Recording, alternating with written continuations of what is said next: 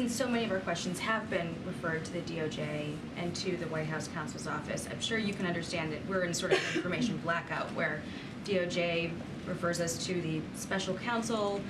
They're not holding any briefings. White House counsel refers us to DOJ. So if you are not able to talk about this from the podium, would you invite a DOJ official to take our questions here to the briefing? No, you would have to go to the Department of Justice. That is not, this is a legal matter that is currently happening at the Department of Justice. And the President has been very, very clear when, so I would refer you to the Department of Justice. I was just very clear. If you have any questions, I would refer you to the White House counsel's office.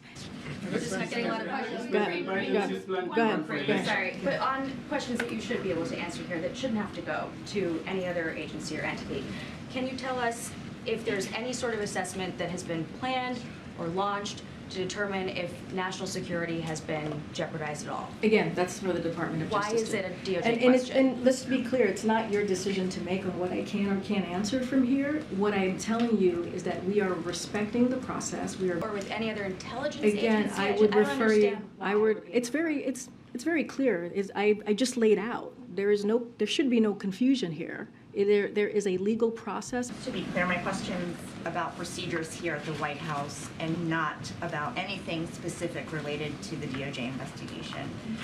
So I'm just wondering how this episode has prompted a review of the process in which staffers handle classified information and how they are turned over to National Archives during a transition. And to be clear, I'm going to refer you to my colleagues at the White House counsel's office. They will be able to address that particular questions.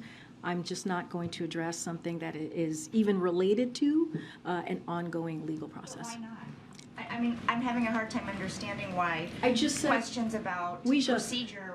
And I just said to you, the White House counsel's office will be able to address that question. Is President Biden satisfied with the current SOP of handling classified materials here and turning them over to National Archives? Again, I will refer you to the White House counsel's office. They are the people who would be able to answer that question about classified information. So just to be clear, from this point on, are you not going to be taking questions about the classified documents? I have been very clear over and over again. We are going to be prudent here. We're going to be consistent. This particular matter is being looked at. There's a legal process currently happening at the Department of Justice, and I'm going to refer you to the Department of Justice on any specifics to this particular case and anything that has to deal with what we're doing here.